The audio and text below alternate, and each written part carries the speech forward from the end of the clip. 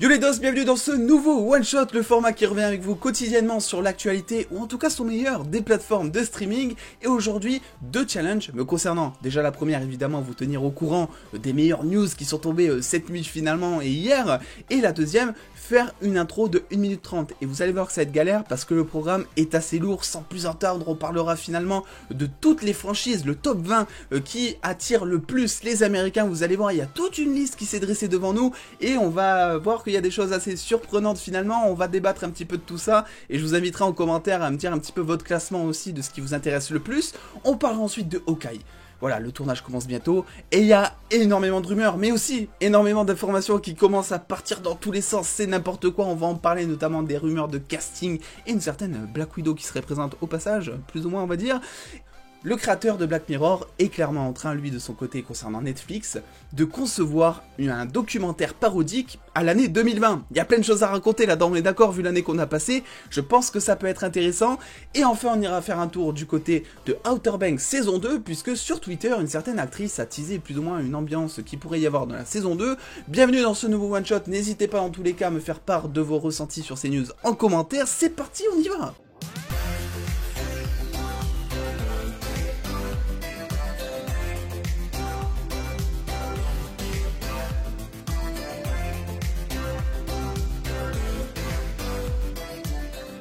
Et après cette intro, du coup, assez chaude pour moi, parce que mine de rien, j'ai tenu les moins de 1 minute 30, si on enlève le générique, je suis plutôt content. On part du côté de Variety, qui nous propose, ma foi, un article très intéressant, je trouve. Un top 20 des meilleures franchises qui fonctionnent le plus, on va dire, ou qui attirent le plus, on va dire, les spectateurs américains. C'est une entreprise du nom de NRG qui a recensé, en gros, plein d'interviews, plein de témoignages de gens, afin justement de récupérer ce fameux top 20 que l'on va voir ensuite, et vous allez voir qu'il y a des choses vraiment, mais vraiment tu te dis mais comment est-ce que ça s'est passé dans leur tête? Alors ce qu'il faut comprendre déjà, vous le voyez ici, c'est que dans ce fameux top 20, 70%, regardez, je n'invente rien, c'est marqué juste ici, mais je ne peux pas voir, 70% des franchises de ce top 20 présents appartiennent à finalement Disney. Pas étonnant, j'ai envie de vous dire, mais voilà, encore une fois, ça nous montre le colosse, quoi. Le colosse, j'ai envie de vous dire. Qu'est-ce qu'on a, du coup, dans ce top 20? En premier, The Mandalorian. Ça, Star Wars, voilà, licence interplanétaire, même intergénérationnelle, c'est pas, on va dire, compliqué à comprendre. The Mandalorian en plus fonctionne de fou en ce moment, totalement, je trouve, légitime là-dessus. On a ensuite Avengers, là aussi, qui a marqué tout un public, pas de souci. Troisième position, Stranger Things. Alors je m'y attendais, Stranger Things, mais peut-être pas direct en troisième position, parce que vous allez voir qu'il y a The Witcher quand même qui est en dessous, et vous allez comprendre pourquoi après quand on y reviendra. On a ensuite, et là, premier étonnement déjà, John Wick. Alors je sais que John Wick est très apprécié de beaucoup, mais de là à être par exemple avant Black Panther ou Guardian des Galaxies ou même The Witcher en 7ème position, parce que The Witcher c'est quand même la série la plus regardée sur Netflix avec je crois 70 millions de visionnages en une semaine ou un truc comme ça, donc je m'étonne pas mal là-dessus, je me dis The Witcher, les gens sont un peu moins hypés finalement que John Wick, voilà c'est étonnant. Ensuite on a Ozark. Grande surprise aussi, une série n'empêche qui fait beaucoup plus parler d'elle depuis qu'elle est terminée entre guillemets, ce qui est assez triste pour elle, j'ai envie de vous dire.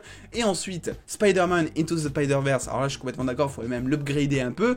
Et Black Widow en 10ème position, là aussi assez étonné parce que je vous ai demandé plusieurs fois, alors peut-être que les Américains pensent pas vraiment comme nous, mais apparemment Black Widow c'est pas vraiment le film ou même le personnage qui vous hype le plus dans l'univers de Marvel, et justement je suis assez étonné de voir Black Widow avant par exemple Deadpool ou Thor, vous le voyez ici. Donc voilà, n'hésitez pas à me faire dans tous les cas votre classement en commentaire, ça m'intéresse de fou, parce que c'est vrai que je trouvais ça assez intéressant. Allez, sans plus attendre, on passe à Hawkeye. Qu'est-ce qui se passe en ce moment? Déjà ce que l'on sait, ça c'est sûr et certain, le nom de projet d'Hawkeye s'appelle Anchor Point, et justement on sait que le tournage de Hawkeye possiblement commencera à partir du 3 ou du 4 décembre pour une sortie courant 2022, je crois, quelque chose comme ça. Et du coup, les news, vu que le tournage va bientôt commencer, commencent à s'activer et on a eu 2 grosses news en l'espace de 24 heures, ce qui est assez rare pour Marvel. Marvel sont assez, voilà, ils communiquent pas trop. Et là, on dirait qu'ils communiquent, mais par le biais d'autres acteurs, vous allez comprendre un petit peu pourquoi j'ai envie de vous dire. Ça nous vient tout droit de MCU Direct, et là pour le coup c'est une totale exclusivité les concernant, j'ai envie de vous dire, et apparemment il y avait beaucoup de rumeurs qui couraient quand même, mais Florence Pugh, que l'on pourra voir finalement dans Black Widow en mai 2021, j'ai très hâte, et notamment pour les scènes post-génériques qui vont suivre après, sera dans la série aux côtés de Hawkeye. Alors, à savoir quelle importance aura son rôle, j'ai envie de vous dire, mais je dois dire que c'est très intéressant parce qu'en plus, on sait que plus ou moins, voilà, Yelena, ça va être la future Black Widow du MCU prochain, parce que bon, Black Widow, Natasha Romanoff, paix à son âme comme on dit, donc voilà, il va bien falloir quelqu'un pour la remplacer, et effectivement, on s'en doute, c'est elle qui va plus ou moins la remplacer, à savoir après comment. Intéressant aussi, c'est que l'exclusivité de MCU Direct ici nous propose aussi son prochain costume, puisque apparemment Yelena revêtira un costume inspiré de Ronin. Et si vous ne savez pas qui est Ronin, bah c'est tout simple, regardez, c'est celui qui est juste là. Celui qui a avec l'épée, c'est celui qu'on a vu dans Avengers Endgame, c'est Hawkeye, oui ça c'est Hawkeye, complètement, pas tellement développé dans Avengers Endgame, je suis complètement d'accord, mais au final ça nous donne un petit indice, un petit peu de l'ambiance, est-ce qu'elle sera un peu plus dark, est-ce qu'elle sera dissimulée, voilà, on sait pas trop, mais en tout cas, on sait qu'elle sera là, et on sait finalement qu'elle sera habillée un peu comme ça, on va dire. Une autre actrice, où il y avait beaucoup de rumeurs finalement qui couraient sur elle, notamment pour son rôle de Kate Bishop, c'est tout simplement une certaine Hailey, comment elle s'appelle déjà celle-ci, parce que attendez, il y a quand même pas mal de choses je trouve, Hailey Steinfeld, voilà. Hailey Steinfeld, beaucoup de rumeurs couraient selon lesquelles elle jouerait Kate Bishop, c'est des rumeurs qui datent quand même d'il y a 4 mois, et au final, on se rend compte aujourd'hui avec ce post Instagram que c'est de plus en plus probable, j'ai envie de vous dire. Alors oui, quand elle a mis ce fameux post Instagram que je vous mets ici, avec le mot Sagittaire et avec une femme avec un bandeau violet. Deux définitions par rapport à ça. La première, c'est que l'actrice est Sagittaire, et c'est d'ailleurs pour ça, vous le voyez ici, qu'elle a mis des arcs ici, dans la description, parce que l'arc est tout simplement le signe du Sagittaire. Mais il y a le bandeau violet, qui fait beaucoup penser notamment à Kate Bishop. Et de là, effectivement, on pourrait se dire que c'est entre guillemets une petite communication de Marvel Studios pour officialiser effectivement que l'actrice jouerait Kate Bishop, la fameuse protégée de Hawkeye, et celle qui deviendra Hawkeye par la suite dans les comics une fois que Hawkeye, le vrai entre guillemets principal, est mort. Donc effectivement, on a devant nous peut-être la prochaine New Avengers, à côté peut-être de Miss Marvel qui arrivera en 2022 également. Donc voilà, ça fait extrêmement plaisir. Et ce qui me permet également d'avancer ces propos, c'est que regardez ce qu'il y a là. Ça, ce sont des réponses à ce post Instagram que vous voyez juste ici, mais qui ont été supprimées. Et en quoi c'est important? Parce que là, le fameux commentaire avec les cœurs, avec le truc validé que vous voyez, c'est un commentaire de la part des réalisateurs de la série. Et ce qui me fait encore plus dire ça, c'est que ce fameux commentaire a été totalement supprimé. Regardez, si tout simplement je coupe ça, que j'enlève ma vieille tête pour que vous voyez mieux, il n'y a tout simplement pas de commentaire avec tout ça. Regardez, je défile, il n'y a pas de commentaire, ils ont supprimé le commentaire. Heureusement qu'on a été là au bon moment, j'ai envie de vous dire. Ça fait extrêmement plaisir, j'ai envie de vous dire.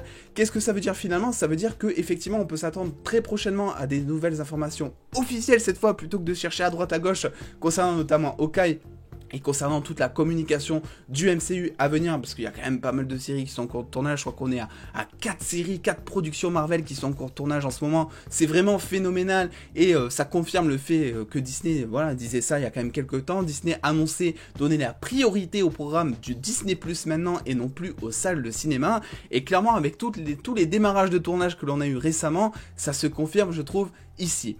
On passe ensuite à Netflix, parce que là il y a quand même une news moi qui m'a fortement hypé, j'ai envie de vous dire, je vous l'ai partagé notamment hier soir sur Instagram, c'est tout simplement la fameuse série par le créateur de Black Mirror. Alors ça nous vient tout droit de Deadline. Charlie Brooker, créateur de Black Mirror, prépare un faux documentaire de 2020 pour Netflix, avec notamment Hugh Grant en vedette.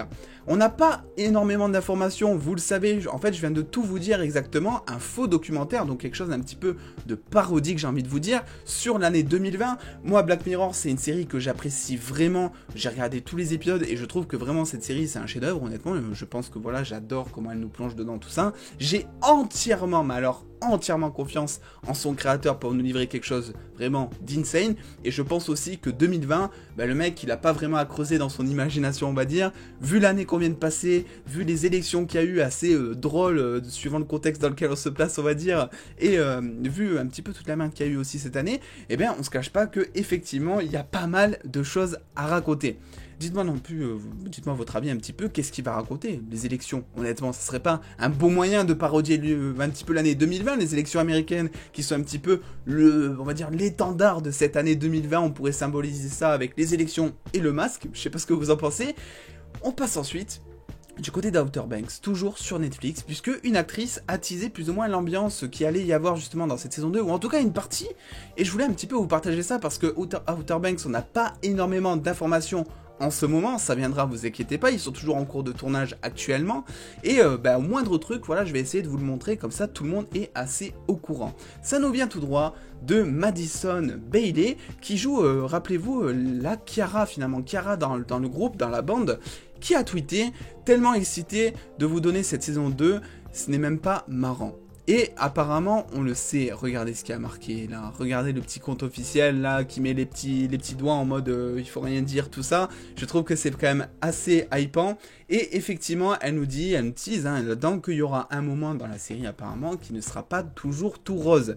Et effectivement, c'est quelque chose, moi, que je vous avais déjà partagé sur YouTube, notamment à travers diverses vidéos théories justement. Effectivement, je pense qu'il y aura quelques tensions dans la bande, mais aussi entre Sarah, John B. Donc je vous invite à aller les voir si vous voulez plus d'infos, ou en tout cas si vous voulez théoriser avec moi. Mais effectivement, je pense que cette saison 2 sera un peu plus dramatique que la première, qui présentait vraiment, enfin beaucoup plus en tout cas, un univers beaucoup plus enjolivé de Outer Banks et de sa bande. Donc voilà, je sais pas ce que vous en pensez, mais moi, ça me hype fortement.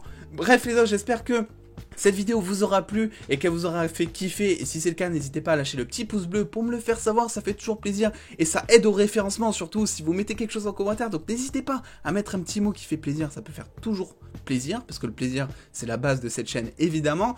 On se retrouve très vite pour de nouvelles informations, de nouvelles vidéos et toujours plus de bonne humeur. Et en attendant les dos, prenez soin de vous, faites-vous bien kiffer, des bisous les dos.